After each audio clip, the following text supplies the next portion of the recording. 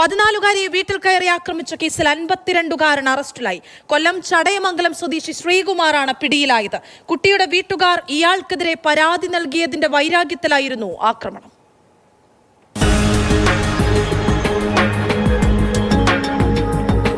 കഴിഞ്ഞ 16-ാം തീയതിയാണ് വീടിന് മുൻപിൽ നിൽക്കുകയായിരുന്ന 14-കാരിയെ വീട്ടിൽ കയറി ആക്രമിച്ചത്. മുടിയിൽ കുത്തിപ്പിടിച്ച് മർദ്ദിച്ചു. കുട്ടി ബഹളം വെച്ചതോടെ നിലത്ത് തള്ളിയിട്ടും മർദ്ദനം തുടർന്നു.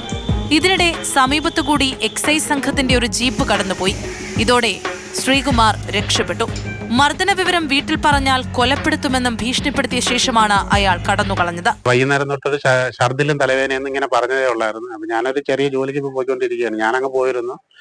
തള്ളേരെടുത്ത് ജോലി ചെയ്യുന്ന സ്ഥലത്തുകൊണ്ടാക്കിയപ്പോൾ ഇങ്ങനെ വിഷമിച്ചിരിക്കുന്ന എന്തെന്ന് ചോദിച്ചപ്പോൾ ഇങ്ങനെ തള്ളേരെടുത്ത് കാര്യങ്ങൾ പറഞ്ഞ് അങ്ങനെ അപ്പോഴേ തന്നെ തള്ള പോലീസ് സ്റ്റേഷനിൽ വിളിച്ചു പറയും. അവിടുന്ന് ഹോസ്പിറ്റലിൽ അഡ്മിറ്റ് ചെയ്യുകയും ചെയ്തിരുന്നു. മർദ്ദനമേറ്റ അവശയായ കുട്ടി അമ്മ ജോലി ചെയ്യുന്ന സ്ഥലത്തെത്തിയപ്പോഴേക്കും ശാരീരിക അസ്വസ്ഥതയും ഛർദിയും ഉണ്ടായി. രക്ഷിതാക്കൾ കുട്ടിയെ ആശുപത്രിയിൽ പ്രവേശിപ്പിച്ചു.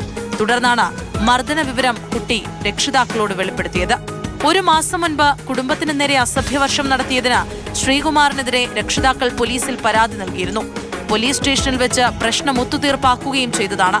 ഇതിന്റെ വൈരാഗ്യത്തിലായിരുന്നു ആക്രമണമെന്ന് പോലീസ് പറഞ്ഞു.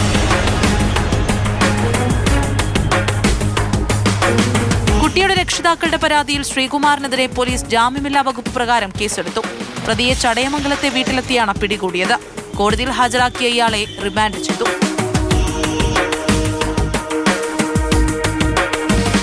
മാതൃഭൂമി ന്യൂസ്, കൊല്ലം.